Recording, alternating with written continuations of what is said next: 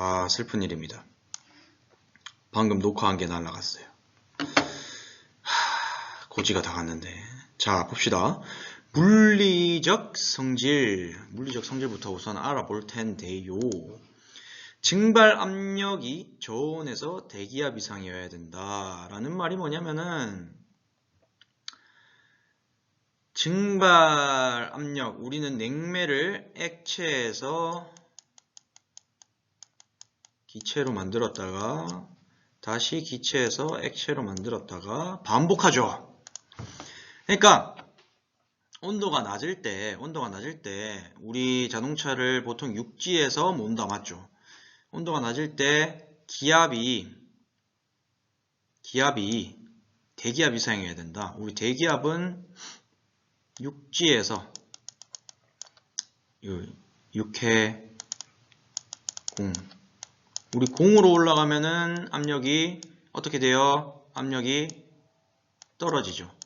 육지에서는 1 기압이라고 합니다. 그리고 해저로 내려가면은 기압이 올라가죠. 1기압은 101.325 킬로파스칼인데 이거는 뭐 여러분들 자랑하고 싶을 때 어디 가서 쓰시고요. 굳이 중요한 건 아닙니다. 아무튼 우리가 이 액체를 기화를 시킬 때, 증발을 시킬 때 온도가 낮은 상황에서 기압이 높아야 된다, 이 말입니다. 기압이 낮으면 어떻게 된다? 기화가 일어나지 않는다. 그래서 요 작용을 이 액체 기화 요 작용을 촉진시키기 위해서 잘 증발돼야 된다. 좋은 기압에 저온에서 압력을 가했을 때 잘 증발해야 된다, 이 뜻입니다. 저온에서 압력을 가했을 때 잘 증발해야 된다. 저온에서 압력을 가했을 때 잘 증발해야 된다. 요런 뜻이에요. 자, 응축 압력은 되도록 낮아야 한다. 잘 액화돼야 된다, 이런 뜻이에요. 정해진 용기, 자, 밀폐된 용기에 우리 피스톤을 넣고 이렇게 안에 수증기를 집어넣고 압축을 시키면은 얘들이 압축되고 나서는 어떻게 돼 있어요? 여기 물이 된단 말이에요. 이렇게 물이 고이게 됩니다. 피스톤에 넣고 하면은. 그러니까 이 물로 되는 이 액화 과정이 잘 일어나야 된다.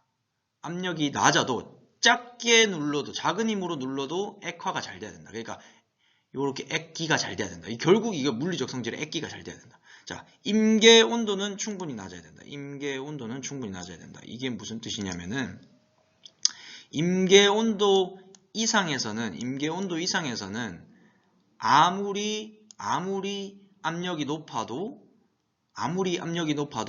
액화되지 않는다. 기체가 액체가 되지 않아요. 임계 온도 이상에서는. 무슨 말인지 알겠죠? 임계 온도 이상에서는 아무리 압력이 높아도 액화되지 않는다. 그러니까 이 임계 온도가 충분히 높아야지 임계 온도 이상으로 가지 않겠죠. 임계 온도 이상에서는 암만 압력을 가해도 액기가 일어나지 않는다니까. 이 액기가 잘 일어나는 게 냉매의 목표입니다. 근데 임계 온도 이상에서는 압력이 아무리 세도 액화되지 않는다. 이 액기가 일어나지 않는다 라는 겁니다. 자, 응고 온도가 낮아야 된다. 이거는 뭐 당연히 냉매가 얼마 안 되지. 제일 쉬운 거네. 아이고 다행이다. 냉매가 얼마 안 돼요. 자, 그 다음에 증발 잡열이 크다. 액체의 비열이 작아야 된다. 잘 끓으면 안 되고 이 비열이라는 게 낮은 온도에서 기화가 되는 이 온도를 비열이라고 합니다. 이 비열, 에너지의 단위인데 낮은 온도에서 기화가 돼야 된다. 그러니까 액기가 잘 돼야 된다. 이것도 온도가 낮은 온도에서 기화가 돼야 된다. 증발 잡열이 크다. 이건 뭐냐면은 증발 잡열이 작으면은 기화가 안 돼요. 증발 잡열이 커야 기화가 잘 일어납니다. 증발 잡열이 커야 기화가 잘 일어난다. 액기가 잘 된다. 비최적과 점도가 작아야 된다. 요거는 무슨 말이냐면은 점도가 크면은 어떻게 되냐면 그 관에서 유동이 안 좋아져요. 유동이 안 좋아지면 온도가 올라가거든요. 그리고 비체적이라는 거는 압축력, 비체적 어떻게 설명을 해야 되지?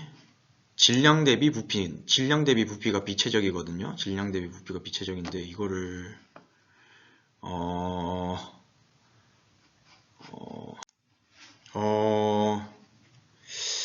요거를 이제 뭐 비체적이라고 하는 거는 이 냉매의 그 질량 대비 부피가 작아야 된다 이런 뜻입니다. 질량 대비 부피 그만큼 가벼워야 된다 뭐 이렇게 이해하시면 될 것 같습니다. 비체적을 어떻게 설명해야 되지?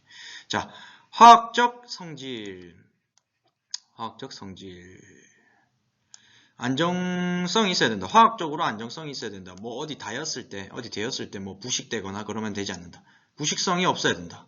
부식성 당연히 없어야 되죠. 냉매가 어디 부딪혔을 때 부식성이 있으면 안 되고 뭐 폭발하거나 불이 붙으면 안 된다. 요거는 이제 앞에서 구냉매 할 때 봤죠. 이런 안정성, 부식성, 인화성, 폭발성이 없어야 된다. 이런 것들이 있습니다. 생물학적 특성으로는 이제 냄새가 없어야 되고요. 인체에 유해한 독성이 없어야 된다. 뭐 이런 뜻입니다. 경제적 특성으로는 저렴하고 구입이 용이해야 되고 동력이 적고 부품의 소형 설계가 가능해야 된다. 부품의 소형 설계가 가능해야 된다. 뭐 이런 것들이 있습니다. 소요 동력이 작다라는 것은 이 냉매 유동성이 좋아야 된다 이런 뜻입니다. 유동성이 좋다는 것은 이 냉매를 압축시키거나 배출할 때 잘 움직여야 된다. 뭐 이런 뜻이죠. 네, 이런 거는 이런 것들이 있구나. 좋은 거 나쁜 거 구분할 수 있잖아요. 그 물리적 특성, 물리적 성질이 조금 중요한데 그 부분이 이제 기능성 문제에서도 많이 나오고 하니까 잘 알고 넘어가시면 될 것 같습니다. 자, 이제 냉매 교환 절차인데요. 냉매 교환 절차는 회수, 냉매 안에 있는 그 안에 썼던 냉매들을 회수를 하고, 냉매는 반영구적으로 사용하긴 하지만은 이제 냉매를 교체할 일이 생기면은 냉매를 회수를 하고 그 안에 이제 진공 상태로 만들어줍니다. 냉매 라인 안에. 왜냐면은 진공 상태가 되지 않으면은 내부에 뭐 공기가 들어간다. 그럼 그 공기가 압축이 되거나 응축이 되는 상황을 지나가면 어떻게 된다? 수분이 된다. 왜냐면 공기가 들어간다는 것은 우리 물의 화학식이 뭐죠? 물의 화학식? H2O가 물이죠. 근데 공기에는 H도 있고 O도 있어요. 그래서 H2O 뭐 압축되거나 응축되면은 이 산소가 안에 있는 안에 있는 과정을 통해서 수분이 된단 말이에요. 그러면 이제 리시버 드라이어를 통해서 배출이 되겠지만 그래도 이러한 작업을 최소화하기 위해서 이렇게 진공 작업을 하고 그 다음에 신유를 보충합니다. 자, 이 진공 작업이 없이 신유를 보충하게 되면은 또 어떻게 되겠어요? 적절한 냉매량이 들어가지 않아서 냉매가 뭐 부족하게 들어가서 냉매의 순환에 문제가 생긴다 라고 알면 될 것 같습니다. 자, 그 다음에 이제 냉매를 충전하는데 이 신유의 역할은 냉매 호수, 냉매관들의 어떤 그 유동성, 그 다음에 방청성, 내식성 등을 향상시키기 위해서 냉매 오일을 부어줍니다. 자, 이것으로 수업을 마치겠는데요. 여러분들이 이 냉매 교환 절차를 학교로 오시면 직접적으로 할 것 같습니다. 그래서 냉매 회수, 진공, 신유 보충, 냉매 충전을 할 건데 학교로 오면은 직접 실습을 해보고요. 이 저압 라인과 고압 라인을 찾는 연습, 그 다음에 이 저압 라인과 고압 라인 자동차에 있을 때 그 캡에 어떻게 호스를 삽입할 것인지 이런 것들 그 다음에 요 냉매 자동 교환기가 있습니다. 이 냉매 자동 교환기를 어떻게 다뤄야 되는지에 대해서 여러분들이 오면은 실습을 해볼 것이고, 오늘 수업은 여기까지 하도록 하겠습니다. 여러분들 장시간 수업 듣느라 고생하셨고, 빨리 코로나 끝나서 실습 위주의 수업이 돼서 여러분들이 직접적으로 현장에 나갔을 때 이제 직접적으로 할 수 있는